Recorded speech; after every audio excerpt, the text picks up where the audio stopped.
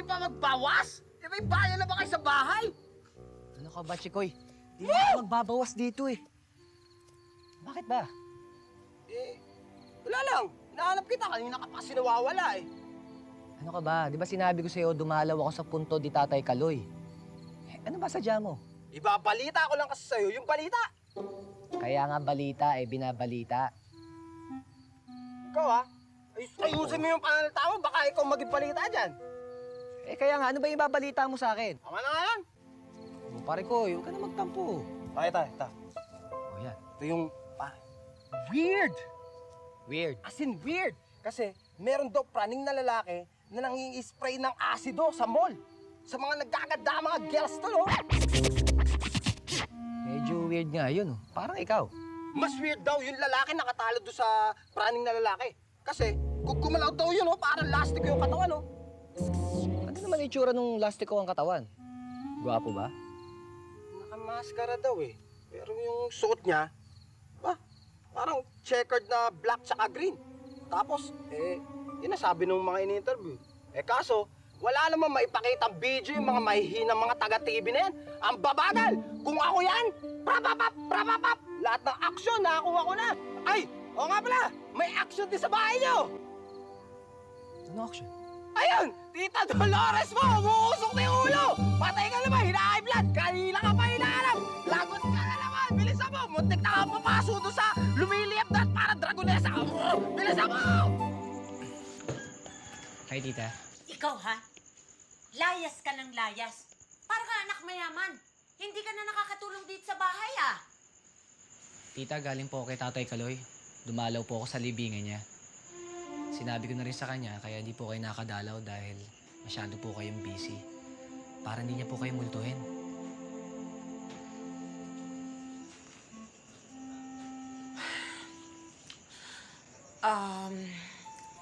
Kaloy? Hayaan mo pang hindi na ako busy. Bibisitahin kita dyan sa libingan. Pero, wag na ako ang bisitahin mo, ha? Promise. At ikaw ang magbabantay sa tindahan. Kailangan ko makatulog na maaga. Dahil sasamahan ko si Madonna sa paghahanap niya ng bagong school bukas. Bakit po? Ano po nangyari sa dating ang eskwelahan? Napatalsik. Winarningan na kasi siya na bawal makipag-away sa mga kaklase. Nakipag-away pa rin. Eh, kasalanan pala ni Mads eh. Bad siya eh. Pero ako, tita, kailan po ba akong papasok sa eskwelahan?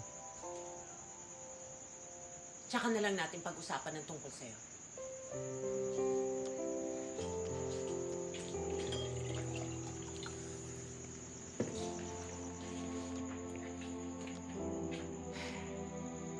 Kaloy. Wag, ha?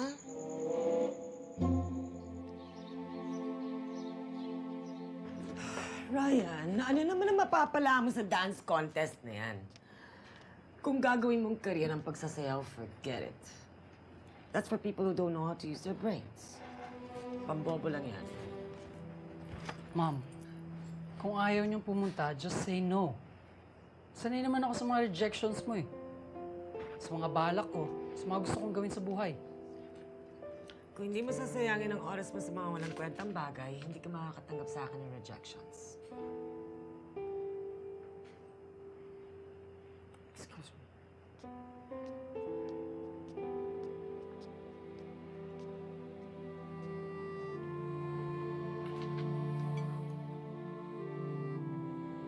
Pare Koy! May sagot na ako sa pinoproblema mo. Ha? Oh, basahin mo!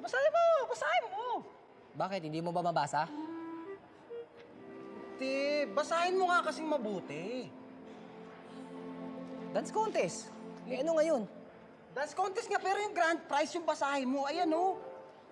Sumisigaw. Hoy, sorry. College scholarship?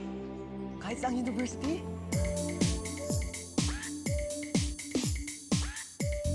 Yelena, marami pa akong ibang importanteng bagay na dapat gawin. Importante to kay Ryan, Ma. He needs your support. I mean, you're the reason why he's joining. Para maipakita niya sa'yo na he can excel in something. even if it's just dancing. Irina, huwag mo nang patulan ng kaartehan ng kapatid mo. Nagpapapansin lang yan. And that's exactly what he wants from you, Mom. He wants your attention. Alam mo kasi, minsan feeling niya parang wala lang siya sa'yo eh. Dahil wala siyang maipagmamalaki. I'm just new in the company, and I have to impress my bosses. You understand that, don't you? Naiintindihan ko, Ma. And I know why you're working so hard. It's for us. For our future. Pero minsan, Ma, sa sobrang busy mo sa kaka-prepare for the future, nakakalimutan mo rin minsan yung present. Pero hindi tayo makakarating sa future without surviving the present.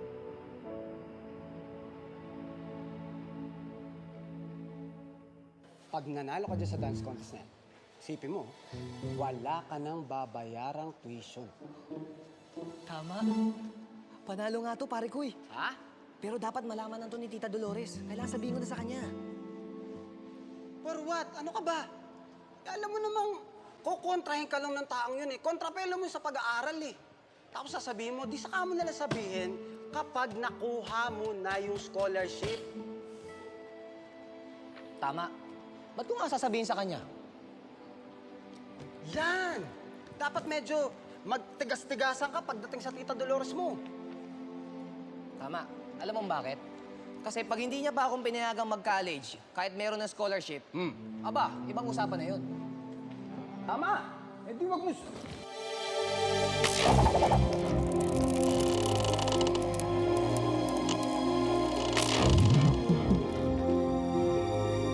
Nasalo mo? Ha? Mabilis ako eh. Eh paano mo nga lang kasi na...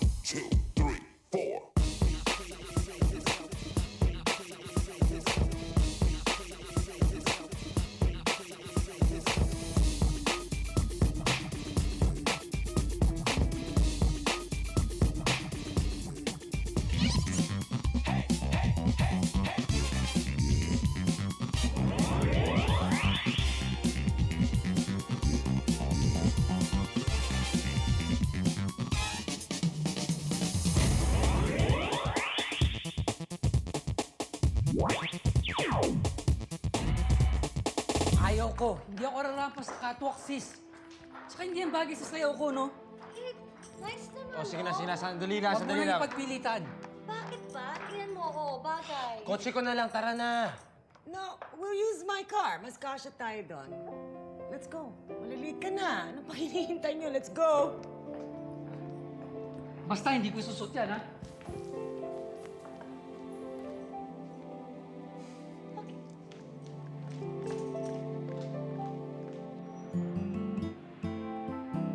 Okay na lang, ipupusta ko kahit putulan ng daliri, oh. Wala na naman kayong lisensya pumunta dito, ano?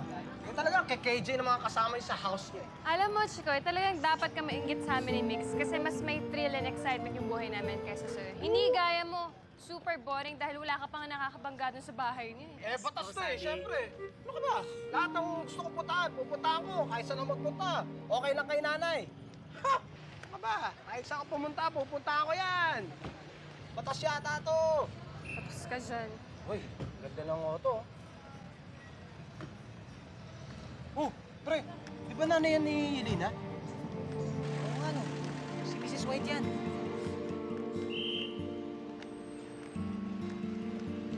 Pare ko, ang ibig sabihin, nandito si Yelena. Asan?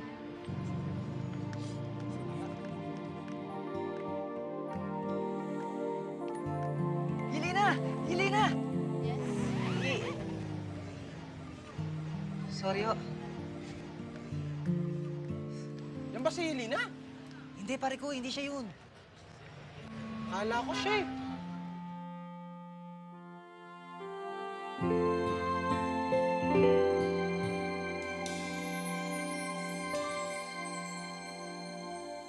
Kaya kong payungan ka sa init o ulan.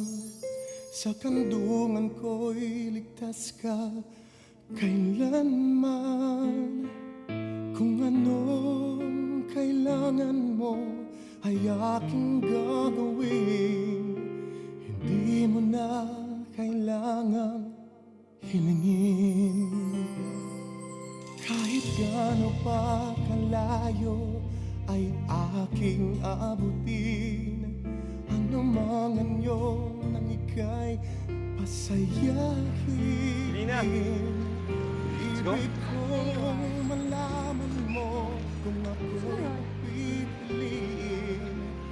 Ikaw at ikaw Waping na na. rin ang iibigin.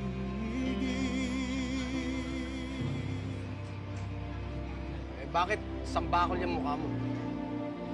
Tagal ko inantay si Yelena, pare ko eh. Oh, nakita mo na. Hindi ka pa nagpakilala. Ano, na-chope ka na naman. Talaga. Sira na yung diskarte ko. Nakita mo naman, may dumaan na kontrabida eh. Eh, ikaw kasi hina-hina mo eh. Kung hi, I'm Mix. Oh, di nakapagpakilala ka na. Tsaka tama na yung kakadrama mo. Tara na, let's go na. Malapit na yung dance contest niyo. Ano ka pa dyan? Ano yung pakita dyan? Tara na.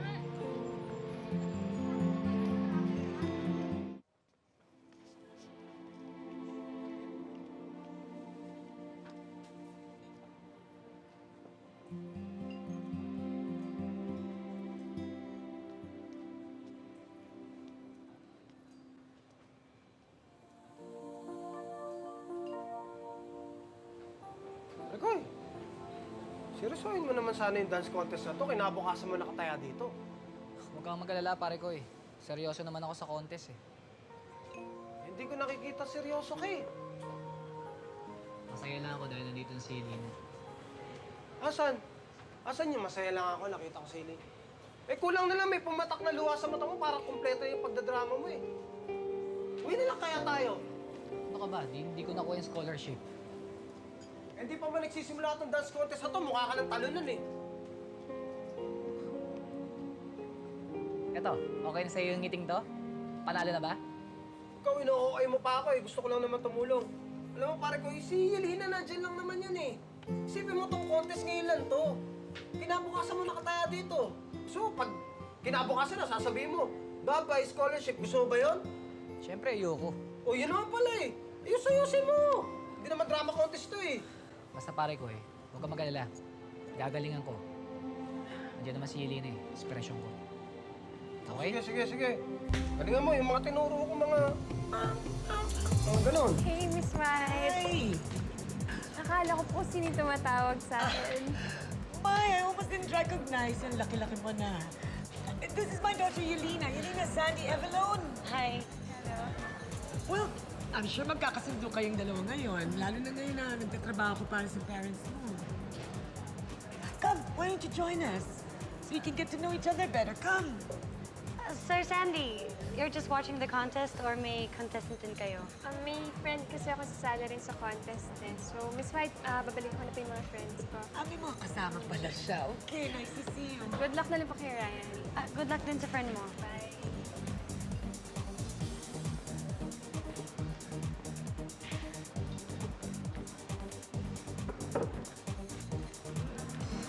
Oh, there you are. What are you gonna drink? Nix, ready ka na? Ready na tong pare ko, go! Good luck. Salamat. All right, good evening, everyone. Welcome to the 8th Annual Freebie Dance Competition. Sa lahat po ng ating mga contestants, lahat sila magpapakitang gila sa ating elimination round. Dalawa ang kukunin natin sa kanila para mapapasok sa ating final round. At syempre, pagdating ng final round, doon natin malalaman sino sa kanilang dalawa ang mag-uwi ng tropeyo. Hindi na po natin patatagalin pa mga kaibigan. Eto at panoorin natin sila. Simulan natin with our first contestant.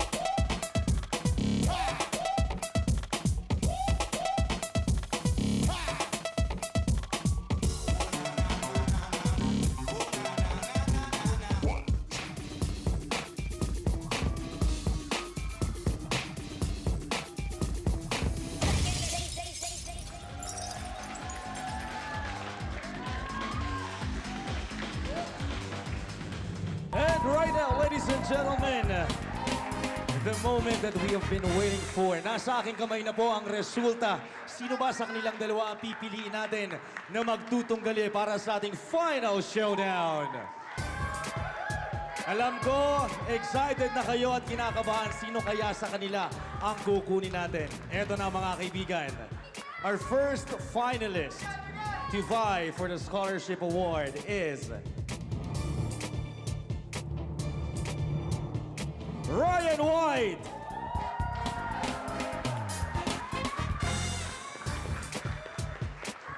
At ang kanyang makaka-showdown, Miguel Asis.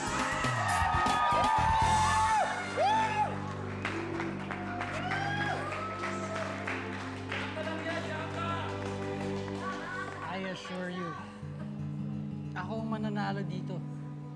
Piece of advice. Umuwi ka na. Go home. Para makaiwas ka naman sa kahihiyan.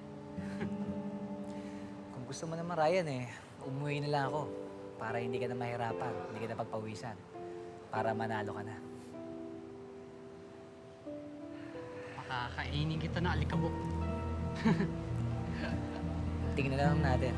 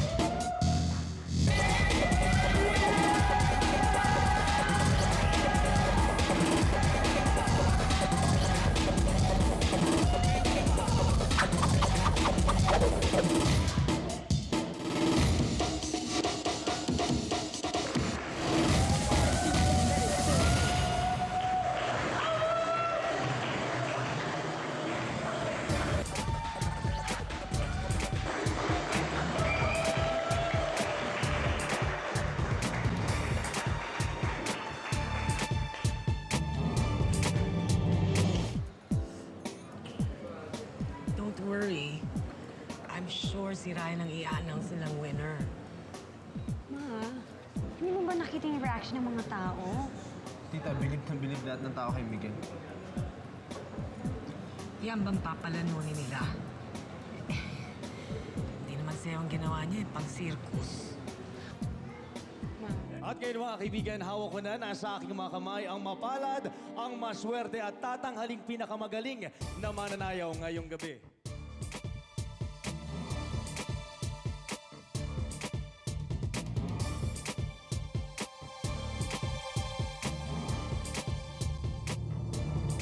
Congratulations, Miguel Asis!